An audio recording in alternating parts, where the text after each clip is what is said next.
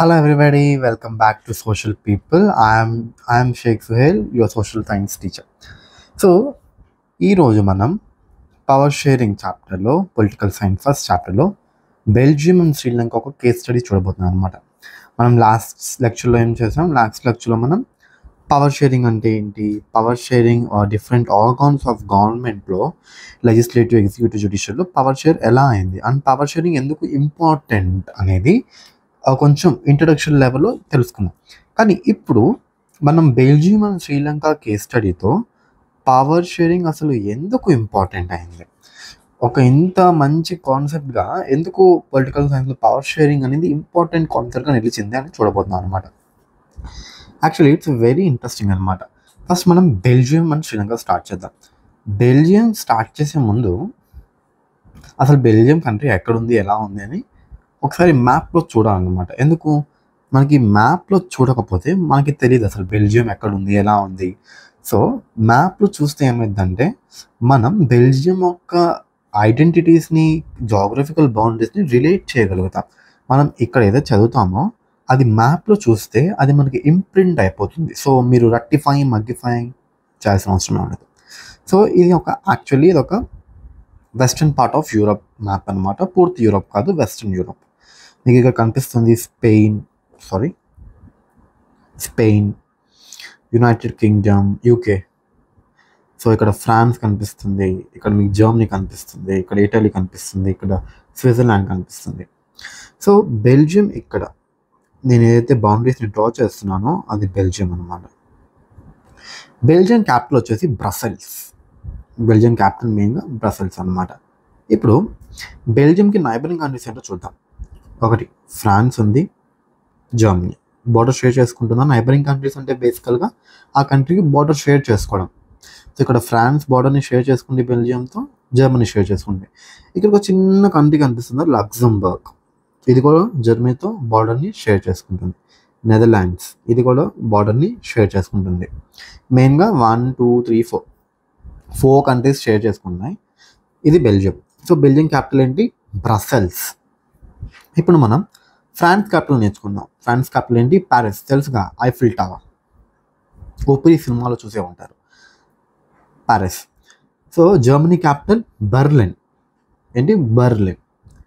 So ఇక్కడ Netherlands ఉంది కదా, నెదర్లాండ్స్ క్యాపిటల్ వచ్చేసి ఆమ్స్టర్డామ్. లక్సెంబర్గ్ క్యాపిటల్ లక్సెంబర్గే. So easy to remember. Capitals కూడా మీరు నేర్చుకున్నాను. So write down in the comment section what is the capital of Germany, Netherlands. ఎందుకంటే ప్యారిస్, ఫ్రాన్స్ ఇక్కడే ఉంది, లక్సెంబర్గ్ ఇక్కడే ఉంది, బెల్జియం, బ్రసెల్స్ ఇక్కడే ఉంది. Germany and Netherlands capital comment సెక్షన్లో రైట్ డౌన్ చేయండి. I will be very happy to see your answers. So బేసికల్గా బెల్జియం ఎక్కడుందో మనం తెలుసుకుందాం. So let us start the case study. Belgium is a small country in Europe. Belgium అనేది ఒక small country అంట యూరప్లో. Countries ఎక్కడ ఉన్నది? కాంటినెంట్స్లో. యూరప్ అనేది ఒక కాంటినెంట్. స్మాలర్ ఇన్ ఏరియా దాని స్టేట్ ఆఫ్ హర్యానా. అంటే ఇండియాలో హర్యానా స్టేట్ ఉంది కదా, దానికంటే చిన్నదన్నమాట బెల్జియం. సో మీరు చేయొచ్చు. హర్యానా ఎక్కడుంది? నార్థన్ సైడ్లో. Haryana capital Chandigarh. It has borders with నెదర్లాండ్స్తో బోర్డర్స్ ఉంది, జర్మనీ, లక్సెంబర్గ్. మనం చూసాం కదా, నెదర్లాండ్స్, జర్మనీ అండ్ లక్సెంబర్గ్. ఇది it has a population of little over crore. అంటే 1 crore పాపులేషన్ ఉందన్నమాట బెల్జియంకి. About half the population of Haryana. అంటే హర్యానా పాపులేషన్ అంటే మన స్టేట్తో కంపేర్ చేస్తాం బెల్జియంని. సో హర్యానాకి సగం మంది అంట బెల్జియం ఒక పాపులేషన్. అంటే చూడొచ్చు బెల్జియం అనేది ఎంత చిన్న కంట్రీ, దాంట్లో ఎంత తక్కువ మంది ఉంటున్నారు. And on the other side India ఎంత పెద్ద కంట్రీ, దాంట్లో ఇంత హర్యానా అంత సైజులో ఎంతమంది ఉంటున్నారు. అందుకే కదా India largest populated country in the world. ఇప్పుడు ఒక వర్డ్ ఉంది ఇక్కడ, ఎథనిక్ అని. ఎథనిక్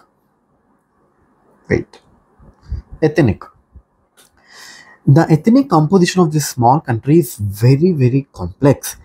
ఈ ఎథనిక్ కంపోజిషన్, ఫస్ట్ అసలు ఎథనిక్ అంటే ఏంటో మనం చూడాలి. ఇక్కడికి వస్తే ఎన్సీఆర్టీ మనకి హెల్ప్ చేసింది గ్లాసరీస్లో. ఎథనిక్ అంటే ఏంటో చూద్దాం. Ethnic a social division based on shared culture. మెయిన్గా shared culture people belonging to the same ethnic group believe in their common descent because of similarities of physical type or culture or both. They need not to have always have same religion or same nationality. Ethnic అంటే ఈ particular కంట్రీలో same ఐడెంటిటీస్ని share చేసుకున్న వాళ్ళు, same physical స్ట్రక్చర్స్ని share చేసుకున్న వాళ్ళు ఒకే రిలీజన్ని follow అవ్వాలి అనేం లేదు, వాళ్ళు ఒకే లాంగ్వేజ్ని మాట్లాడడానికి కూడా ఏం లేదన్నమాట. ఎథ్నిసిటీ అంటే పీపుల్ ఒక సేమ్ కల్చర్స్ అన్నమాట. ఇప్పుడు ఆంధ్రప్రదేశ్లో ఉన్నాం, ఆంధ్రప్రదేశ్లో ముస్లిమ్స్ ఉన్నారు, క్రిస్టియన్స్ ఉన్నారు, వీళ్ళందరూ ఉన్నారు. కానీ వీళ్ళందరూ కామన్ ఏంటి, వాళ్ళందరూ ఆంధ్రప్రదేశ్ యొక్క ట్రెడిషనల్ కల్చర్స్కి బౌండ్ అయి ఉన్నారు. అందరూ ఉమెన్ శారీ కడుతున్నారు కదా, ఎవరివన్ శారీ కడతారు. Even if your Muslim, your Hindu, ఎవరైనా ఇక్కడ శారీ కడుతున్నారు ఉమెన్. ఏమవుతుంది, దాన్ని మనం ఎథ్నిసిటీ అంటాం అనమాట. మీరు ముస్లిం అవ్వండి, మీరు హిందూ అవ్వండి, మీరు క్రిస్టియన్ అవ్వండి, మీరు తెలుగు మాట్లాడుతున్నారు. ఎథ్నిక్ కంపోజిషన్ అంటాం దీన్ని. ఓకే, సో ఇక్కడ బెల్జియంలో ఎథ్నిక్ కంపోజిషన్ అనేది చాలా కాంప్లెక్స్గా ఉందన్నమాట. కాంప్లెక్సిటీ అంటే ఎక్కువ కాంప్లెక్స్ అంటే ఎక్కువ విధన. ఇప్పుడు కాంప్లెక్సిటీ ఏంటని చూడబోతున్నాం, చూడండి. Yes, of the country's total population, 59% lives in Flemish region. 59% member Flemish రీజియన్లో ఉంటారు. అసలు ఫస్ట్ బెల్జియం మ్యాప్ ఇచ్చాడు మనకి, మనం బెల్జియం మ్యాప్ని స్టడీ చేద్దాం. ఇది బెల్జియం మ్యాప్ ఎన్సీఆర్టీ ప్రకారం. Let us study this map. ఇది బెల్జియం మ్యాప్ అన్నాడు. ఇక్కడ మీకు ఏదైతే ఈ రెడ్ పోర్షన్లో కనిపిస్తుందో, 1 minute ప్లీజ్. ఈ రెడ్ పోర్షన్లో ఏదైతే మీకు కనిపిస్తుందో దాన్ని వాలోన్ రీజన్ అన్నాడు. అంటే ఈ రెడ్ పోర్షన్ మొత్తం ఈ రీజన్ని బెల్జియంలో ఏమంటామంటే వాలోన్ రీజన్ అనమాట. అండ్ ఈ ఏదైతే ఎల్లో పోర్షన్లో మీకు కనిపిస్తుందో దీన్ని ఫ్లెమిష్ రీజన్ అంటాం. బెల్జియంని అర్థం చేసుకున్నాం అంటే ఇప్పుడు ఇండియా ఉంది కదా, ఇండియాలో ఏదైతే సదర్న్ స్టేట్స్ ఉన్నాయో, తమిళనాడు, కేరళ, ఆంధ్రప్రదేశ్, కర్ణాటక, వీటన్నిటి మనం ద్రవిడియన్ స్టేట్స్ అంటాం, తెలుసా, ద్రవిడియన్ స్టేట్స్. అలానే ఈ కొన్ని స్టేట్స్ని కలిపి బెల్జియంలో మనం వాలోన్ రీజన్లో ఉన్నాయి, ఈ కొన్ని ఏమో ఫ్లెమిష్ రీజన్లో ఉన్నాయని చెప్పారు. అలా సేమ్.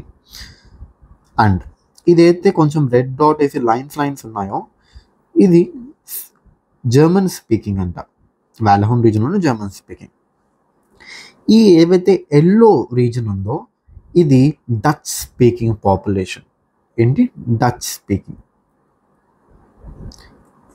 అండ్ ఏదైతే ఇది రెడ్ ఏరియా ఉందో ఇక్కడ ఫ్రెంచ్ మాట్లాడతారు. ఇవి ఏంటి, ఇవి లాంగ్వేజెస్. ఎల్లో రీజన్ ఫ్లెమిష్ రీజన్లో డచ్ స్పీకింగ్, బెల్జియంలో.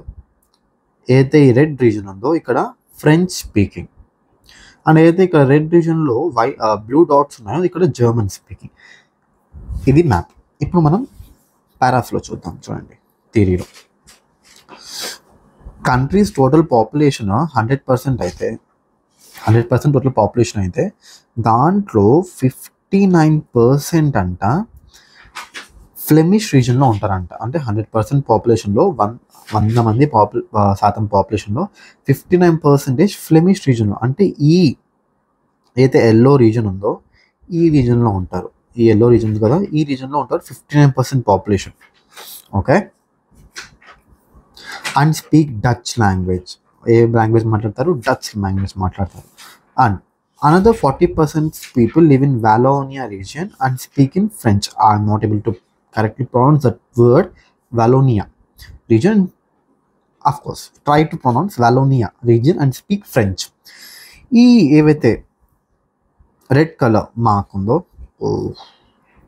ఎస్, ఏదైతే రెడ్ కలర్ ఏరియా ఉందో బెల్జియంలో ఇది వాలోన్ రీజన్. అండ్ ఇక్కడ ఫ్రెంచ్ మాట్లాడతారు. ఎంత పర్సెంట్ మంది మాట్లాడతారు ఫ్రెంచ్? 40%. అంటే 100%లో 59 people live in Flemish region and speak Dutch. 40% people live in French. 40% people live in Walloon region and speak French. And మిగతా % people, remaining 1% of the Belgian speak German. ఇంకా మిగిలిన అంతా 1%. సో ఆ 1% people ఏం మాట్లాడతారు అంటే జర్మన్ మాట్లాడతారు. So మనం ఇది ఎందుకు తెలుసుకున్నాం, వెరీ కాంప్లెక్స్ అన్నాడు కదా. ఇక్కడ వీడు వెరీ కాంప్లెక్స్ అన్నాడు. ఇది కాంప్లెక్సిటీని మనం అండర్స్టాండ్ చేసుకోవడానికి మనం ఈ లాంగ్వేజెస్ని చదువుతున్నాం అన్నమాట. బేసికల్గా ఈ కాంప్లెక్సిటీని అండర్స్టాండ్ చేసుకోవడానికి. ఇన్ ద క్యాపిటల్ సిటీ, ఇప్పుడు ఇది మొత్తం అయిపోయింది. ఓకే, చూడండి ఇప్పుడు క్యాపిటల్కి వెళ్దాం. నేను డ్రా చేస్తాను, ఇక్కడ సరిగ్గా లేదు. ఇది బెల్జియం క్యాపిటల్, ఇదిగోండి ఇక్కడ కనిపిస్తుందా, ఇది క్యాపిటల్. క్యాపిటల్ ఏంటి బెల్జియంది? బ్రసెల్స్. ఇది బెల్జియం క్యాపిటల్ మీకు కనిపిస్తుంది కదా. సో ఇప్పుడు మనం బెల్జియం క్యాపిటల్ బ్రసెల్స్లో సిచ్యువేషన్స్ చూద్దాం అనమాట. In the capital city Brussels 80% of people speak French while 20% are Dutch speaking. ఇక్కడ మీకు ఒకటి వెలుగు ఉండాలి. ఇది క్యాపిటల్ సిటీ అయితే దాన్ని 2 డివిజన్స్ చేస్తే 80% పీపుల్, 100%లో 80% పీపుల్ ఫ్రెంచ్ మాట్లాడతారు అండ్ 20% పీపుల్ డచ్ మాట్లాడతారు. మీకే కన్ఫ్యూజన్గా ఉంటుంది, ఏంటన్నా కంట్రీలో Dutch speaking, French speaking, Dutch speaking. Let me sort it out. First మనం యూరోప్ మ్యాప్కి వెళ్దాం. యూరోప్ మ్యాప్కి వెళ్ళి I will tell you what is what now. Have some patience. Yes, so ఇప్పుడు మనం ఇది చూద్దాం. ఎక్కడైతే ఫ్రెంచ్ స్పీకింగ్ పీపుల్ ఉన్నారో ఈ రీజియన్ మొత్తం వాలహూన్ రీజియన్ అండ్ స్పీక్ ఫ్రెంచ్. ఇక్కడ కంట్రీ ఏముంది, మన నైబరింగ్ కంట్రీ ఫ్రాన్స్ ఉంది. అందుకని ఈ లాంగ్వేజ్ యొక్క ఇంపోజిషన్ ఇక్కడ ఎక్కువ ఉంది. ఇటు పక్కన జర్మనీ బోర్డర్ షేర్ చేసుకుంటుంది, అందుకని ఇక్కడ జర్మన్ స్పీకింగ్ ఉన్నారు. ఇటు పక్కన ఏదైతే ఈ వాలహూన్ రీజియన్లో డచ్ స్పీకింగ్, డచ్ అంటే Netherlands capital Amsterdam. So Netherlands వాళ్ళ లాంగ్వేజ్ డచ్, వాళ్ళ యొక్క లాంగ్వేజ్. సో బెల్జియం అనే కంట్రీ యొక్క కంపోజిషన్ అనేది నైబరింగ్ కంట్రీస్ ఒక లాంగ్వేజెస్ ఎక్కువ ఇంపోజిషన్ ఉందన్నమాట. ఇది సంగతి. ఇప్పుడు నేను మీకు పర్సంటేజెస్ రాసి చూపిస్తాను. సో లాంగ్వేజెస్ ఇక్కడ ఎందుకు అలా ఉన్నాయని తెలిసిపోయిందో నైబరింగ్ కంట్రీస్ యొక్క ఇంపోజిషన్స్ వల్ల. ఇక్కడ ఫ్రెంచ్ బోర్డర్ షేర్ చేసుకుంది కాబట్టి ఫ్రెంచ్. ఇండియాలో కూడా అంతే, ఎక్కడైతే పాకిస్తాన్ ఎక్కువగా బోర్డర్ షేర్ చేసుకుంటో we will find a mixture of Urdu in it. Understand? Let me write it now. Yes, so 59% and 40% 1%. 1% ఎవరు? బలన గుర్తు, జర్మన్ స్పీకింగ్. ఇక్కడ అయిపోయిందా? నెక్స్ట్ 40% ఎవరు? 40% పీపుల్ లివింగ్ వాలహూన్, ఈ రెడ్ ఏరియాలో. ఎవరు? ఫ్రెంచ్ మాట్లాడతారనమాట. ఏ రీజియన్? వాలహూన్ రీజియన్. 59% ఎవరు? డచ్. ఏ రీజన్? Flemish reason. అయిపోయిందా? అయిపోయింది. ఇప్పుడు క్యాపిటల్ సిటీలో చూద్దాం. క్యాపిటల్ సిటీలో 80% అండ్ 20%. 80% ఎవరు మాట్లాడతారు? ఫ్రెంచ్ మాట్లాడతారు. 20% డచ్. ఓకే, ఇది. ఇప్పుడు చూడండి, ఇక్కడ క్యాపిటల్లో ఏమో ఫ్రెంచ్ పీపుల్ మెజారిటీలో ఉన్నారు, డచ్ పీపుల్ మైనారిటీలో ఉన్నారు అన్నమాట. కానీ కంట్రీ మొత్తంలో 59% డచ్ వాళ్ళు మెజారిటీలో ఉన్నారు అండ్ ఫ్రెంచ్ వాళ్ళు మైనారిటీలో ఉన్నారు. అంటే కంట్రీ మొత్తం మెజారిటీ డచ్ అయితే కానీ క్యాపిటల్లో మాత్రం ఫ్రెంచ్ వాళ్ళు మెజారిటీ. ఇది చాలా కాంప్లెక్స్గా ఉంది. ఇటువంటి కంట్రీని మనం గవర్న్ చేయాలంటే వెరీ డిఫికల్ట్. ఎందుకు డిఫికల్ట్ అయి ఉంది? సపోజ్ కంట్రీ మొత్తంలో డచ్ స్పీకింగ్ ఎక్కువ ఉన్నారు కాబట్టి ఆ ఒక పర్టికులర్ స్టేట్స్లో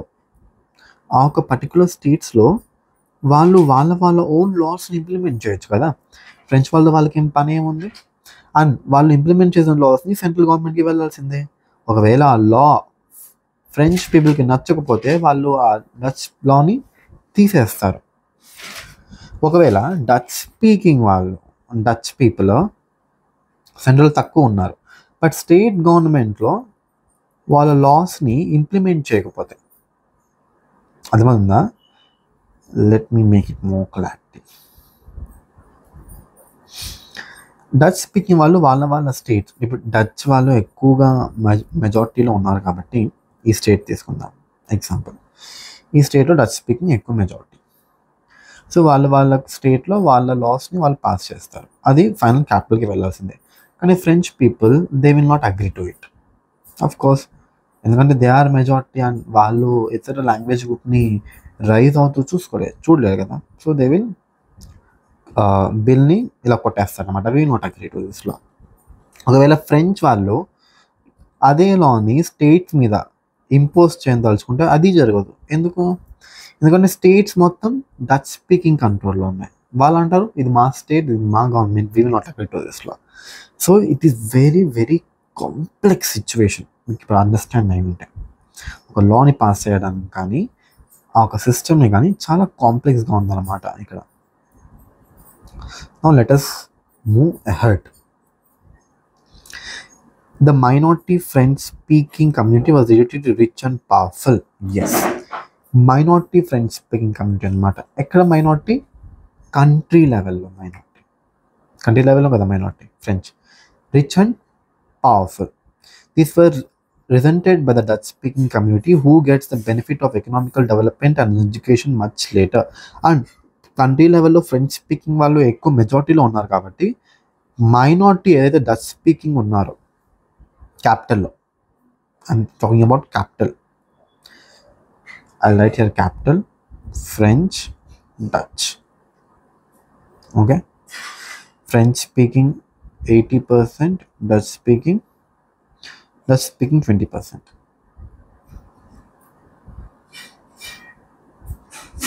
మొత్తం నేషనల్ లెవెల్లో French speaking, Dutch speaking. French speaking వచ్చేసి 59%. నో, ఫ్రెంచ్ స్పీకింగ్ వచ్చేసి 40%, డచ్ స్పీకింగ్ వచ్చేసి 59%. ఇది నేషనల్ లెవెల్లో. ఓకే, సో ఇప్పుడు చూడండి, the minority French speaking community was relatively rich and powerful. ఎక్కడ మైనారిటీ? నేషన్ లెవెల్లో మైనారిటీ ఏదైతే ఫ్రెంచ్ స్పీకింగ్ ఉన్నారో వాళ్ళు rich and powerful. This was resented by the Dutch speaking community who got the benefit of economic development and education much later. So వీళ్ళు rich and powerful ఉన్నారు కాబట్టి ఏదైతే French community క్యాపిటల్లో కూడా వీళ్ళు majority and national లెవెల్లో వీళ్ళు minority అవ్వచ్చు, కానీ క్యాపిటల్ వీళ్ళు majority. So that they are rich and powerful.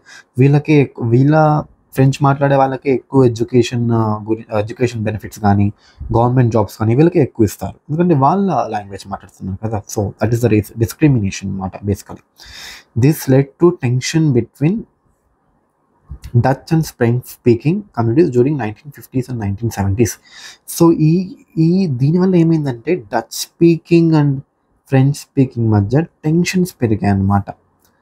Tensions పెరిగాయంటే వాళ్ళు గోల్ కోరుకోవడం కాదు, టెన్షన్స్ పెరిగాయంటే కమ్యూనిటీ మధ్య కమ్యూనల్ వైలెన్స్ వచ్చే సినారియోస్ అన్నీ క్లియర్ కట్గా ఉన్నాయి. సో టెన్షన్స్ పెరగడం అంటే వీళ్ళు కమ్యూనిటీస్ మధ్య గొడవలు వచ్చి కంట్రీ విడిపోవచ్చు, అంత టెన్షన్స్ పెరిగిపోయాయి అన్నమాట. This tension between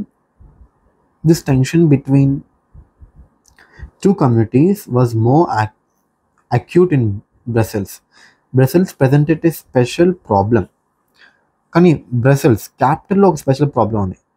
Dutch speaking people consider a majority in the country but a minority in the capital. Yes, Dutch speaking ఏదైతే ఉన్నారో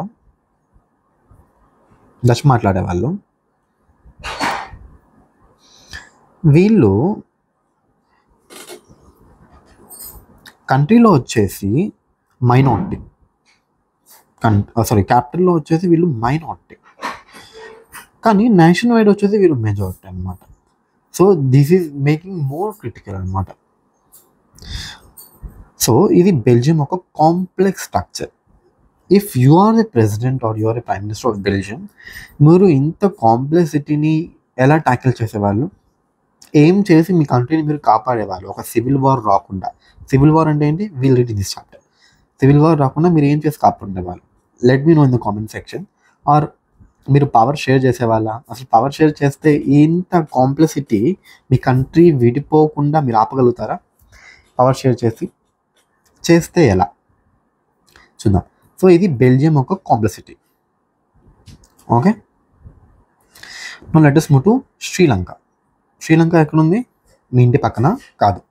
Sri Lanka India neighbouring country. India ocean border share చేసుకుంది అనమాట Sri Lanka. The strait Palk strait and strait of Mannar.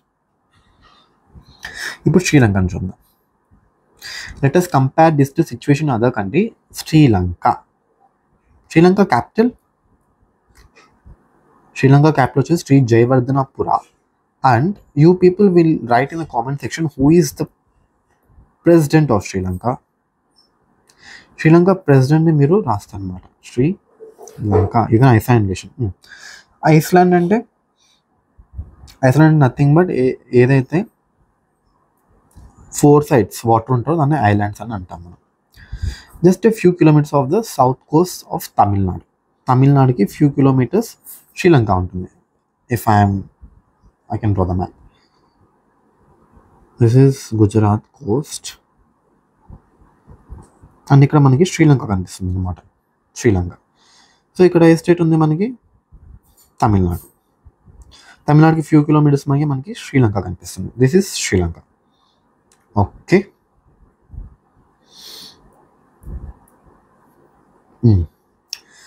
it has about 2 crore people. Population 2 crore. About the same as Haryana. అంటే same మన Haryana state లాగానే Belgium కూడా అంతే, శ్రీలంక కూడా అంతే. Like other nations in the south Asian region అంటే ఏవైతే ఏషియాలో if this is north,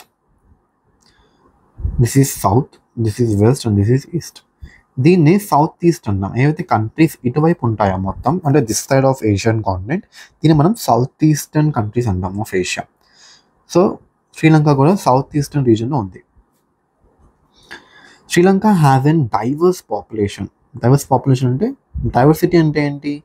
mixture తెలుసు కదా, తింటారు. దాంట్లో ఏమేమి ఉంటాయి? డైవర్స్గా అంటే చాలా రకరకాలైన ఫుడ్ ఐటమ్స్ ఉంటాయి కదా మిక్చర్లో. సేమ్ డైవర్సిటీ అంటే మిక్చర్ నెంబర్ ఆఫ్ పీపుల్. ఇప్పుడు India is world's most divorce country in the world అనమాట. ఇక్కడ తెలుగు, హిందీ అంటే ఇక్కడ మీరు డిస్ట్రిక్ట్స్ క్రాస్ చేస్తున్న లాంగ్వేజ్ మాట్లాడే ఫ్లూయెన్సీ కూడా మారిపోతుంది. అంత డైవర్స్ కంట్రీ మనది. సో శ్రీలంక కూడా వెరీ డైవర్స్. ఎలా divorce? Let us see now. The major social group of Sri Lanka group are the Sinhala speaking. Very important. 74% and Tamil speaking 80%. ఇక్కడ 2 groups ఉన్నాయి. ఒకటి సిన్హాలా స్పీకింగ్ అండ్ ఇంకోటి Tamil speaking. Let me this is and Sinhala speaking and Tamil speaking. Sinhala అంటే it's language, Tamil speaking నుంచి వచ్చారు మిగిలిసాం. Among the Tamils there are 2 subgroups. ఏవైతే 18% తమిళ్ ఉన్నారో దీంట్లోనే 2 subgroups ఉన్నాయన్నమాట. Among Tamils there are 2 subgroups. Tamil natives of the country are the Sri Lankan Tamils. ఒకలేమో శ్రీలంకన్ తమిళ్స్, ఇంకోలేమో ఇండియన్ తమిళ్స్ అనమాట బేసికలీ. అండ్ తమిళ్స్ 13%. ఏవైతే 18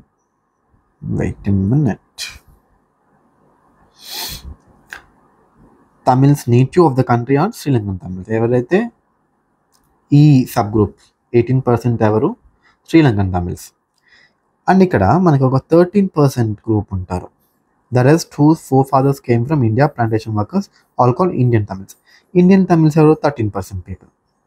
ఎవరైతే బ్రిటిషర్స్ ఏం చేశారంటే ఇండియన్ నుంచి ప్లాంటేషన్ వర్కర్స్, ప్లాంటేషన్ అంటే చెట్లు నాటడాన్ని ప్లాంటేషన్ అంట, tea plantation, coffee plantation and plantation workers కోసం ఇండియన్ లేబరర్స్ తమిళనాడు నుంచి, ఇండియన్ సబ్ కాంటినెంట్ నుంచి శ్రీలంకకు తీసుకెళ్లారు. అప్పుడు ఇంకా అక్కడ ఇండిపెండెన్స్ వచ్చిన తర్వాత ఇంకా అక్కడ వాళ్ళు అక్కడే ఉండిపోయి ఫ్యామిలీస్ని గ్రోన్ చేసి అక్కడే సెటిల్ అయిపోయారు. సో వాళ్ళు ఇప్పుడు ఇండియన్ తమిళ్స్ అనమాట. Understand? Let me write the composition.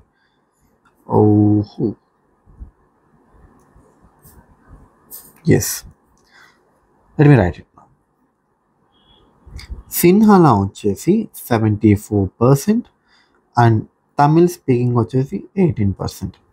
దీంట్లో మళ్ళీ ఇండియన్ తమిళ్స్,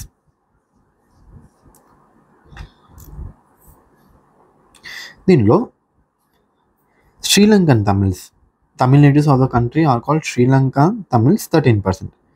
శ్రీలంకన్ తమిళ్స్ వచ్చేసి 13% ఉన్నారు. అండ్ ఏవైతే రెస్ట్ ఉన్నారో they are Indian Tamils. This the composition of Sri Lanka. అంటే ఇక్కడ మన శ్రీలంకలో కూడా సేమ్ బెల్జియం ఒక క్యారెక్టరిస్టిక్స్ చూడగలుగుతున్నాం. లాంగ్వేజెస్ ఉన్నాయి, people are divided with the languages. చూద్దాం.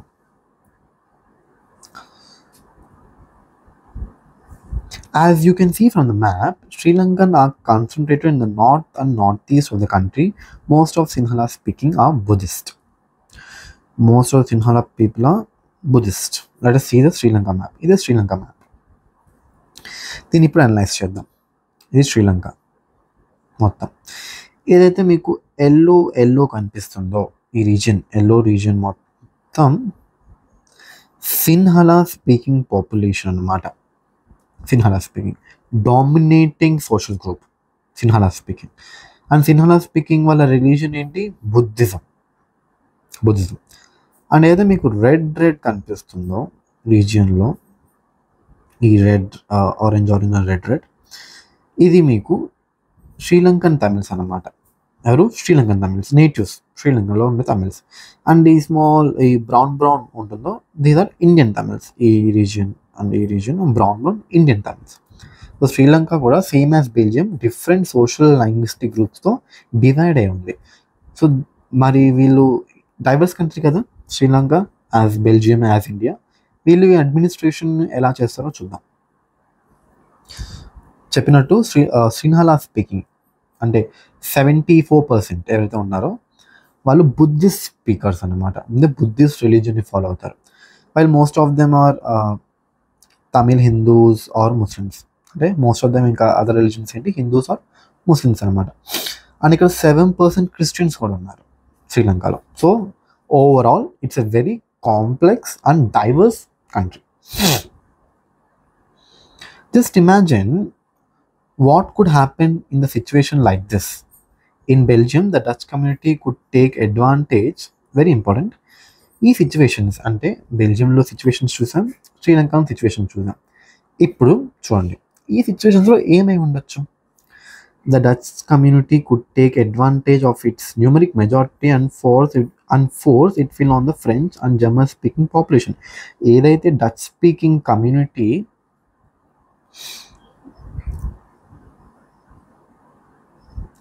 ఇక్కడ ఏదైతే 59% డచ్ స్పీకింగ్ కమ్యూనిటీ ఉందో వాళ్ళు అడ్వాంటేజ్ని తీసుకొని కంట్రీ మొత్తాన్ని వాళ్ళ చేతిలో పెట్టుకొని అందరినీ they can make their own grip, country మొత్తాన్ని గ్రిప్ చేసేయచ్చు.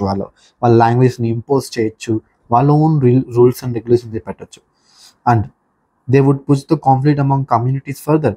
వాళ్ళు కమ్యూనిటీస్ మధ్య కమ్యూనల్ వైలెన్స్ తీసుకురావచ్చు అనమాట. లాంగ్వేజ్ బేసిస్ మీద వైలెన్స్ తీసుకురావచ్చు. బేసికల్గా కంట్రీ అనేది అల్లకొల్లమై విడిపోచే సంఘటనలు కూడా జరగచ్చు. This would push the conflict among communities further. This could lead to various massive partition of the country. As నేను చెప్పినట్టు అది పార్టిషన్ కూడా లీడ్ అవ్వచ్చు. అంటే కంట్రీ లింగ్విస్టిక్ బేసిస్ మీద ముక్కలైపోవచ్చు. లింగ్విస్టిక్ అంటే భాషలు మాట్లాడే ప్రాంతాల వల్ల ముక్కలైపోవచ్చు. ఫర్ ఎగ్జాంపుల్ శ్రీలంకలో సిన్హలా స్పీకింగ్ ఏదైతే ఎల్లో పార్ట్ మొత్తం ఉందో అదొక సపరేట్ కంట్రీ అయిపోయి ఇదొక సపరేట్ కంట్రీ. ఏదైతే శ్రీలంకన్ తమిళ్స్ ఇదొక సపరేట్ కంట్రీ. ఇలా సపరేట్ కంట్రీస్గా మారిపోవచ్చు అనమాట. Both sides would claim control over Brussels. And French speaking and Dutch speaking వాళ్ళు బ్రసెల్స్ క్యాపిటల్ సిటీ వాళ్ళకంటే వాళ్ళకి కావాలని they will claim it the control.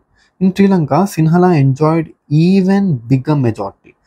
బెల్జియంతో compare చేస్తే శ్రీలంకలో సిన్హలా స్పీకింగ్ బుద్ధిజం ఏదైతే రిలీజన్ ఫాలో అవుతారు, సిన్హలా స్పీకింగ్ పెద్ద మెజారిటీని వాళ్ళ చేతిలో పెట్టుకున్నారు అనమాట. Huge majority. And could impose it's will on the entire country.